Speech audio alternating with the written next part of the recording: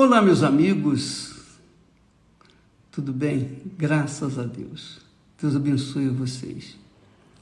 Deus abençoe o intelecto de vocês, abra o entendimento. Ao invés de vocês terem os seus olhos físicos abertos, atentos, pintados, bonitos, lindos, maravilhosos, você tenha uma mente, uma inteligência, um raciocínio espiritual. Você tenha o intelecto conduzido pelo Espírito Santo. Que isso aconteça com você, minha amiga e meu amigo. Especialmente você que tem sido rejeitado. Você tem sido excluído do meio em que você tem vivido. Você tem sido sofrido, uma pessoa sofrida, aflita. Só você e Deus sabem o que se passa dentro de você, não é verdade? Eu sei disso. Eu sei. E, paradoxalmente, quero dizer para vocês que essa é uma boa situação, um estado de espírito bom para você ter um encontro com Deus. Sabe por quê? Porque Deus busca os aflitos, os feridos, os cansados, os abatidos, os humilhados. Deus busca os que são rejeitados, amargurados de espírito. Aquelas pessoas que não têm nada para oferecer para ninguém. Talvez você tenha sido uma daquelas pessoas, ou esteja sendo uma das pessoas que tem sido como um lenço. As pessoas têm usado você, depois jogam fora. E você, toda noite, lembra dos dias em que você foi jogada no lixo como um lenço já desprezível. Talvez você seja assim, mas eu amo falar do nosso Senhor Jesus Cristo. Sabe por quê? Porque o Espírito dele tem conduzido a nossa mente, o nosso intelecto para ver e trabalhar e lutar e dar o melhor que Ele tem nos dado para que as pessoas tenham um encontro com Ele, para que as pessoas tenham uma vida diferenciada das demais pessoas, especialmente aqueles aflitos. Lembra que Jesus falou: bem-aventurados os humildes de espírito. Só quem está sofrendo está na condição de humildade. Jesus disse também: bem-aventurados que têm fome e sede de justiça. Pessoas que dizem: puxa vida, por que eu nasci? Por que eu fui jogado nesse mundo podre? Por quê? Eu não pedi para vir ao mundo. Realmente, nós não pedimos para vir ao mundo. Mas nós temos que aproveitar os limões da vida e fazer deles uma bela limonada. Essa é a realidade. Deus permite as situações difíceis, de desprezo, que nós sentimos, sofremos, de injustiças, de calúnias, do inferno que esse mundo sempre se apresenta para nós. Mas o salmista diz lá, olha só, dirigido pelo Espírito Santo, ele diz assim: foi-me bom ter passado pela aflição, pela angústia, pela dor, para que então pudesse conhecer a tua palavra, os teus conselhos, para que então pudesse ter ouvidos para ouvir a tua voz. Ninguém se aproxima de Deus, ninguém é salvo se não se achar perdido. Ninguém. Enquanto a pessoa achar que ela pode contar com a força do seu braço, ela vai continuar lutando e vai continuar perdendo. Mas quando a pessoa chega no fundo do poço, no fundo do sofrimento, da dor, da angústia, aí ela não tem com quem mais contar, muito menos com as suas forças. E só tem um jeito. No fundo do poço, só tem uma saída. É lá em cima, na boca do poço. E quanto mais fundo é o poço, mais alto tem que ser o grito, tem que ser o clamor. Hoje, por exemplo, quarta-feira, é um dia excelente para você ir numa das igrejas universal do Reino de Deus e ali junto do altar dar o seu grito de dor. Oh, meu Deus, eu cansei. Já não quero mais contar com as minhas forças. Já não quero contar com mais nada.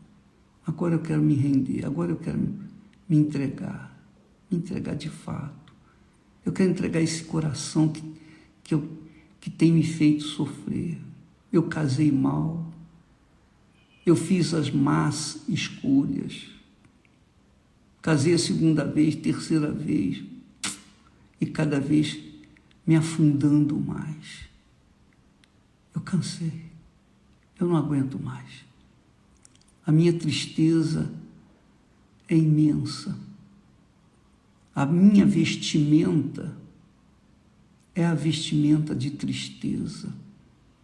Quando eu casei, eu pensei assim, eu vou botar uma roupa nova, tudo novo, lindo, maravilhoso, para começar uma vida nova, alegre, feliz. Mas quando eu vesti aquela roupa e no altar eu fiz o voto, me comprometi, a pessoa com quem eu me comprometi não honrou a palavra dela. Foi uma pessoa desonrada. Eu empenhei a minha vida com uma pessoa que não merecia nenhum crédito. Então, a minha roupa de alegria se transformou numa vestimenta de tristeza. E nessa vestimenta de tristeza, de dor que eu tenho carregado, porque não adianta eu trocar a roupa, não adianta eu colocar a melhor roupa, a roupa mais bonita. Quando eu me vejo no espelho, eu vejo os meus olhos tosco, fosco, não há brilho nos meus olhos. Então, eu estou cansada de ser assim, de carregar de ter uma vestimenta de dor, de tristeza, de angústia. E eu quero me entregar. Eu quero entregar esse meu coração enganador. Porque não foi aquela pessoa ingrata que me fez mal, não. Quem tem me feito mal é o meu próprio coração. Porque eu tenho feito as minhas escolhas até aqui por causa dos meus olhos grandes. Não importa se eles são bonitos, maravilhosos, mas ele me faz só dar ouvidos à voz do coração, e por isso que eu estou sofrendo. sofrendo muito. Então eu quero entregar esse coração para ti. Cansei de carregá-lo comigo. Faça dele o que o Senhor quiser, mas eu não o quero mais. E Deus vai te dar um novo coração. Hoje, então, é um dia muito especial para isso. Você sabia que por causa da falta de conhecimento, da falta de olhos espirituais, as pessoas não enxergam as coisas, as preciosidades da Bíblia. Por exemplo, nós temos falado de Lia, Raquel. E muitas pessoas tentam, de um jeito ou de outro, cobrir Raquel de honra, de glória. Raquel era uma enganada, iludida, com seus olhos lindos, maravilhosos. Ela era muito bonita. Muito bonita. Ela encantava os olhos de todos. Não foi só de Jacó, não. De todos. E vou dizer para você, por causa dessa beleza, ela foi iludida, enganada também, por si mesma, pelo próprio coração. E ela não tinha um caráter bom, não tinha um caráter bom. Você sabia que Raquel aproveitou quando seu pai saiu com as ovelhas, ela foi lá na casa dele, pegou os deuses do seu pai e carregou para sua casa, onde estava vivendo com Jacó. E quando Labão foi ao encalço de Jacó, porque Jacó fugiu, ele pegou as suas mulheres, 4 mulheres, seus filhos, seu rebanho, e fugiu de Labão. Quando Labão soube, foi correndo atrás dele. E quando os alcançou, então Labão disse: eu quero de volta aquilo que é meu, inclusive os meus deuses que você levou. E Jacó então disse: não. Jacó disse assim, Jacó disse com muita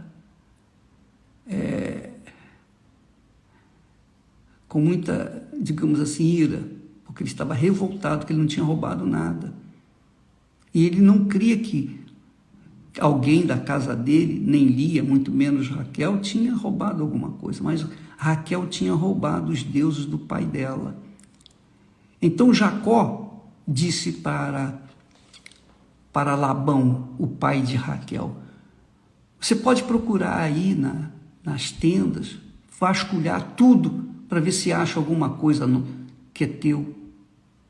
Inclusive, olha só, no capítulo 31 e versículo 32, diz assim, Jacó falando para Labão: com quem achares os teus deuses, esse não viva. Quer dizer, Jacó lançou uma maldição sobre aquele que tinha roubado os deuses, porque não acreditava que alguém tivesse feito. Mas aquela palavra que ele deu já era. A partir do momento que ele amaldiçoou a pessoa que havia roubado os deuses do pai, do seu sogro, do pai de Raquel, então ele não sabia que quem os tinha furtado, os deuses, né? Tinha furtado os deuses, era Raquel. Raquel furtou os deuses do seu pai e guardou-os na tenda. E antes que o seu pai vasculhasse a sua tenda, ela foi lá, pegou os deuses, colocou em cima do camelo, subiu em cima do camelo com as suas roupas e escondeu os deuses debaixo da saia. até sentou em cima dos seus deuses de pau, de pedra, de metal. Mas a mentira dela teve pernas curtas. Por quê?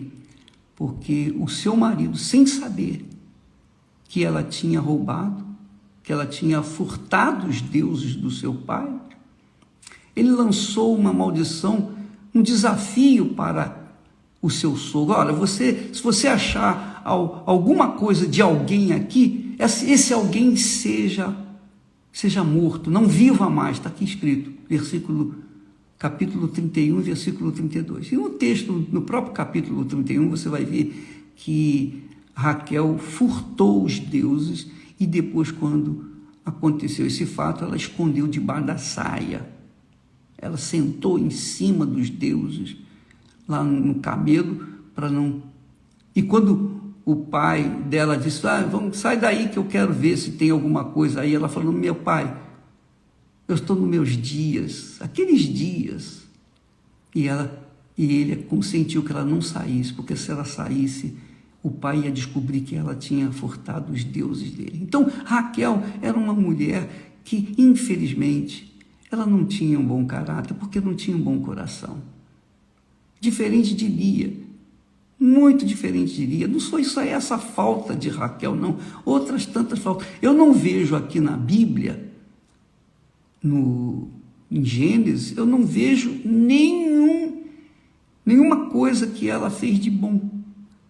Aí alguém diz, mas ela foi a mãe de José. Sim, ela foi a mãe de José, graças a Deus. José foi um filho amado.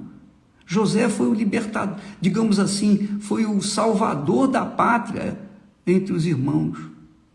Mas José não foi escolhido para ser o grande governador do Egito, não.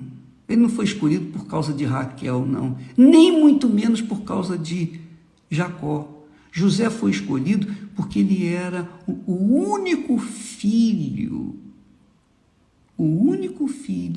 obediente de Jacó. Então Jacó amava mais José porque Jacó via em José aquele menino obediente, submisso. Tudo que ele via que os seus irmãos faziam de errado, ele contava para o pai. Ele era leal ao seu pai. Então o pai se apegou ao filho. Além de ser filho da sua mulher amada, que ele amava a Raquel demais, ele também viu que o seu garoto era obediente, um bom filho. Sabe aquela história? Bom filho, bom marido? Boa filha, boa esposa? Pois é, José era um bom filho. Ele era justo. E porque José honrava o seu pai, considerava seu pai, então Deus era considerado, porque o seu pai, antigamente como hoje, quem considera os pais, quem respeita os pais, respeita a Deus, mesmo que os pais sejam incrédulos, endemoniados. Então, José foi escolhido, não foi por causa de que ele era filho de Abraão com Raquel, não, porque ele era um filho exemplar para com seu pai e também sua mãe. Então, minha amiga, meu amigo, não se iluda com seus olhos físicos, achando coisas que você já ouviu nas igrejas, falando sobre Raquel para lá, Raquel para cá. Eu nunca colocaria o nome de uma filha, o nome de Raquel, nunca. Eu colocaria o nome de Lia. Eu colocaria o nome de Lia, ao invés de Raquel.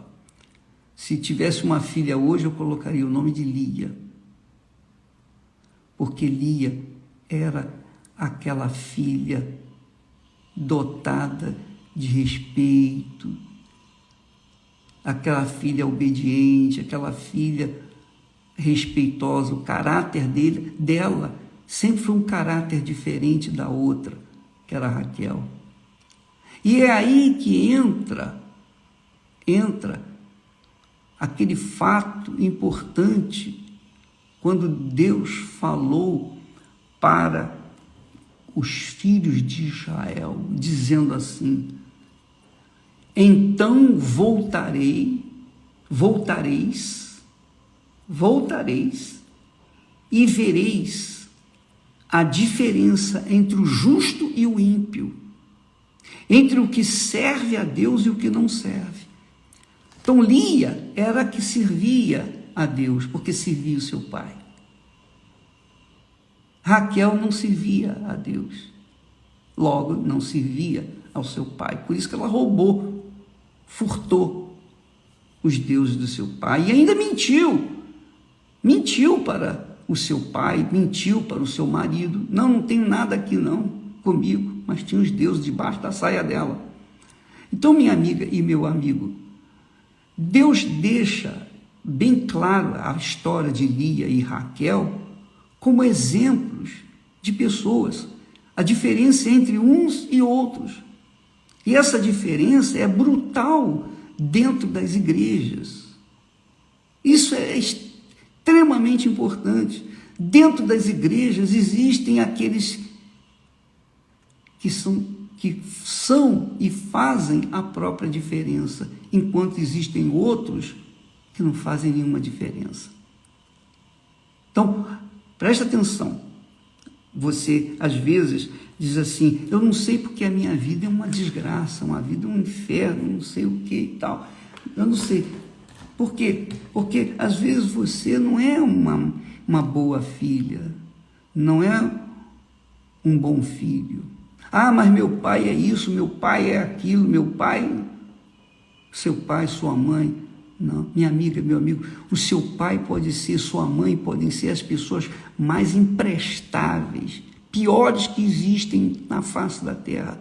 Mas desde o momento em que eles lhe deram a luz, ele se torna um tipo de Deus. Não é que eles sejam Deus, não é que eles sejam considerados, respeitados, como se fossem Deus. Não, mas eles são a autoridade divina sobre você. Os meus pais eram a autoridade de Deus na minha vida, na vida dos nossos irmãos. Então, quando você ouve falar, bom pai, bom filho, boa esposa, bom filho, bom marido, isso é verdade. Porque quando é que a gente vê o bom filho? O filho, quando é que se vê uma boa filha? Quando o bom filho, a boa filha, respeita os seus pais, independentemente se os pais são bons ou maus. Ah, bispo, mas o meu pai agride minha mãe, meu pai é mau, é perverso, bebe, não sei o quê. Eu sei. Mesmo ele sendo beberrão, mesmo ele sendo cruel, mesmo ele sendo idólatra, mesmo ele sendo adúltero, não interessa. Ele continua sendo pai. Não tem jeito.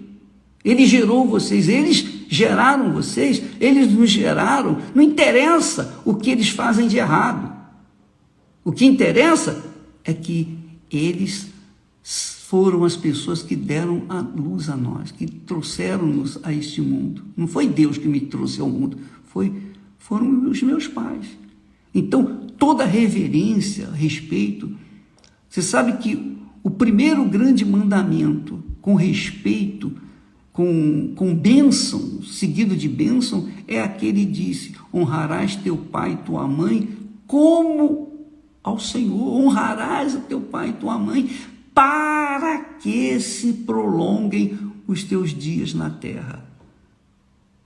Esse é o primeiro mandamento com promessa de vida longa.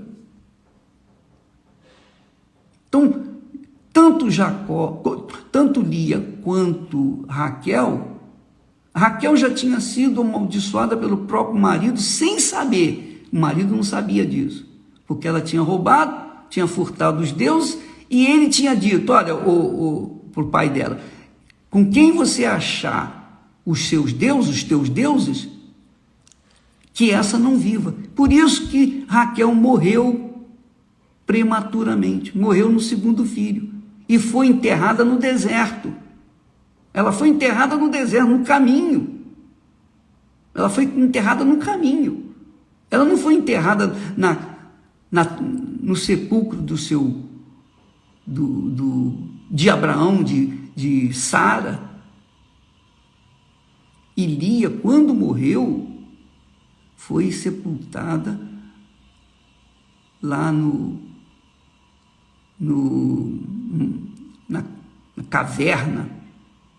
Foi sepultada na caverna onde estavam os restos mortais de Abraão e de Isaac. Quem a sepultou lá? Foi o próprio filho, foi o próprio marido, foi o próprio Jacó, que já agora não era mais Jacó, mas era Israel. Então, amiga e amigo, considere isso. A diferença aqui entre Lia e Raquel é brutal, é extraordinariamente brutal. E Deus mostra essa diferença. Se você avaliar, se você ler com carinho, com cuidado, não é ler como se estivesse lendo um romance, não. Leia, medite, raciocine, pese, avalie tudo que você vai ler. Você vai ver quantas coisas Deus quer revelar para você. Então, no caso de Lia e Raquel, nós temos essa diferença. A diferença entre aquele que serve a Deus e aquele que não serve. Mas, bispo, então quer dizer que mesmo meus pais fazendo o que fizeram comigo, me jogaram na rua, me deram para outras pessoas, não interessa, são seus pais. São seus pais. Eles deram a luz a você, eles geraram você. Então, a eles você tem que honrar. E se você não os honra, então a sua vida será ceifada prematuramente, porque é o que está escrito na Bíblia. Honra teu pai e tua mãe, para que se prolonguem os teus dias na terra. Então você vê aí jovens morrendo prematuramente, jovens, muito jovens, crianças morrendo, por causa de não terem honrado seus pais. Eu não estou dizendo que todo jovem tenha desonrado os pais, mas está escrito aqui que quando a pessoa não honra seu pai e sua mãe, ela vai ter vida curta nesta terra. Então, amiga e amigo, essa é a diferença entre pastores e pastores, entre bispos e bispos, entre igrejas e igrejas. Esta diferença se vê em todos os setores da vida e que só dependem da pessoa que tem juízo, a pessoa que pensa, a pessoa que olha com razão, com intelecto, com sabedoria, que avalia, que pesa o seu relacionamento com Deus. Porque Deus falou, foi Deus que falou, ele falou para o povo dele: voltareis, vocês vão voltar e vão ver a diferença entre aquele que me serve, entre o justo e o injusto, o ímpio. Entre o justo e o ímpio. Raquel foi ímpia. Raquel furtou, Raquel foi amaldiçoada pelo marido, Raquel era invejosa, ela lutava com a sua irmã sempre. O perfil de Raquel é muito feio mesmo. Agora você não vê a Bíblia falando que Lia era assim. Você vê que a história de Lia não tem nada disso. Ela tinha os seus defeitos também, mas a Bíblia não fala dos defeitos de caráter que Lia tinha, não fala. Então a diferença entre Lia e Raquel é o que se faz na vida entre muitos que se dizem crentes. Eu creio no Senhor Jesus, o Senhor é meu pastor e nada me faltará. Mas quando vai ver a vida dessa pessoa, é um fracasso, não tem nada de diferente. Ela continua nos pastos secos, porque ela não faz parte do rebanho do Senhor, mas ela se ilude. Ela se ilude com a sua igreja, com a sua denominação, ela se ilude com o seu pastor, ela se ilude com as pessoas, porque ela fica olhando com seus olhos físicos, ela não olha com os olhos da cabeça, com a inteligência, ela olha com os olhos do coração, aí ela se arrebenta, ela canta na igreja, ela louva a Deus, ela chora lá diante do altar, ela louva a Deus, a vida dela é louvar a Deus, mas a vida dela, quando vai ver, quando vai peneirar, não tem nada, é vazia, é oca. Dentro da igreja é uma coisa, fora da igreja é um inferno, dentro da igreja é uma santinha, mas fora da igreja, dentro de casa, é uma diabinha. Então, minha amiga, meu amigo, eu não estou aqui para agradar A, B ou C, nem para, digamos assim, somar audiência. Eu não vou ganhar nada, Com a sua audiência ou não, a minha vida vai continuar e os meus dias estão já definidos pelo meu Pai. Mas o que eu tenho que falar, eu não vou abrir mão disso. E se a pessoa gosta, se não gosta, é problema dela. Eu não estou aqui para ouvir, eu estou aqui para falar. Eu não fui chamado para ouvir, eu fui chamado para falar aquilo que está escrito, aquilo que é verdade e que tem sido oculto nos púlpitos, nos altares, nas igrejas. Essa é a verdade, eu não vou ficar paparicando ninguém. Se você quiser ficar na Igreja Universal do Reino de Deus, amém. Se você não quiser sair, se não quiser ficar, paciência, você que escolhe, a vida é sua. Então você vê que dentro da igreja, e mesmo dentro da Igreja Universal, então tem aquelas pessoas que estão há anos, 10, 15, 20, 30, talvez até 40 anos, mas a vida delas não deslanchou, ainda não receberam o batismo com o Espírito Santo. Por que não receberam? Mas a pessoa acredita que recebeu. Por que ela não recebeu? Porque a vida dela é insossa, não tem sabor. A vida dela não brilha. Ela não tem testemunho. Ela não tem testemunho dos seus filhos. Porque uma pessoa de Deus, ela gera filhos de Deus para Deus também. Está escrito isso lá no Salmo 128, que a tua mulher, como videira frutífera, dará à luz a filhos da oliveira, que são os filhos de Deus, que é o Espírito Santo. Então, a pessoa que não recebeu o Espírito Santo, a gente vê a diferença. Ela é fiel nos dízimos, fiel nas ofertas, ela é fiel na igreja, ela não deixa de ir na igreja, ela é leal com os homens, com a igreja, com a instituição, mas ela não é leal com Deus, porque ela, o testemunho, a vida dela, o caráter dela é de engano, de mentira, de traição, adultério, de furto, igualzinho a Raquel, mas ela tem um nome, porque é casada com um bispo, ou é casada com uma mulher de Deus, ela é casada com uma pessoa de Deus, mas ela não é de Deus. Então você vê aí as diferenças brutais entre aqueles que servem a Deus daqueles que não servem. E aqui servir a Deus não quer dizer aqueles que são pastores, obreiros, obreiras, bispos, nada disso. Servir a Deus é você, independentemente se você ocupa um cargo ou um ofício na igreja ou não, não importa. A sua vida tem que servir a Deus. Você tem que ser o templo do Espírito Santo. Nós falamos isso, a mente do Senhor Jesus. Quem tem a mente de Jesus é o templo do Espírito Santo. Quem não tem, não é. E quem não tem o Espírito de Deus, não é dele. Mas as pessoas, há muitas pessoas, a maioria, desgraçadamente, infelizmente, a maioria que ocupam os bancos das igrejas por aí afora, no mundo inteiro, e também dentro da Igreja Universal do Reino de Deus, eu falo isso com muito pesar, mas o que eu posso falar é a realidade. Então você vê pessoas que ficaram aí anos e anos e anos e anos, enquanto tinham fé para ganhar dinheiro, para ganhar as coisas, para casar, para conquistar, elas eram fiéis. Mas depois que perderam, não tiveram fé para continuar, não tiveram fé para manter-se na fé. Então, essa diferença brutal que você vê entre pessoas e pessoas na igreja, isso Isso é visível, é palpável. Infelizmente. E até no ministério de Jesus tinha isso, porque Judas Iscariotes comeu com Jesus. Jesus lavou os pés de Judas.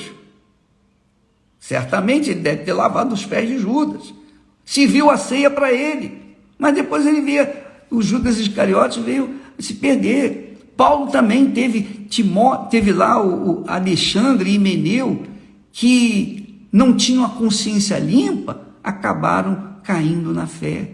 E outros tantos, Dimas e Demas e não sei mais o que traíram os apóstolos. Então, sempre nas igrejas físicas, institucionais, as instituições, tivemos esse quadro triste. Os justos e os ímpios. Os que servem a Deus e os que não o servem. Servir a Deus, minha amiga e meu amigo, não é você ser simplesmente fiel dizimista, fiel ofertante, fiel para ajudar na igreja, ajudar as pessoas, dar conselhos, fiel para limpar a igreja, varrer a igreja, limpar o banheiro da igreja. Não! Fiel é o seu espírito, é a sua alma dedicada, a sua alma ali entregue, reverente, humilde, sempre pronta para ouvir e obedecer a voz de Deus. Quando você ouve a palavra de Deus e obedece, você está servindo a Deus. Não interessa se você tem na fachada um nome de bispo, de pastor, de obreiro, de auxiliar, seja lá o que for. Não importa. Desde o dia que eu tive meu encontro com o Senhor Jesus, eu sirvo a Ele. Eu deixei de ser senhor do meu nariz para ser servo. Eu deixei de ser dono do meu coração para ser servo do coração divino, para ser servo de Deus.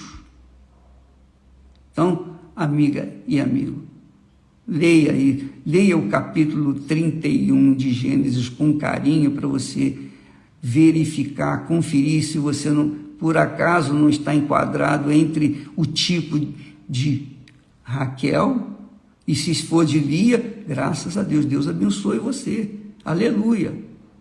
Mas se você for do tipo de Raquel, minha filha, você tem que entrar no reino de Deus primeiro. Você tem que se esforçar, meu caro amigo. Você tem que rever os seus valores, porque senão você já sabe. O destino dos que não servem a Deus, quando a pessoa não serve a Deus, serve o diabo, você sabe. Mas o destino de quem não serve a Deus é continuar servindo após a morte aqueles que eles serviram enquanto estavam aqui na terra. Entendeu? Então Deus fala através do profeta Malaquias: vereis a diferença. Outra vez vereis a diferença entre o justo e o ímpio, entre o que serve a Deus e o que não o serve. A quem você tem servido?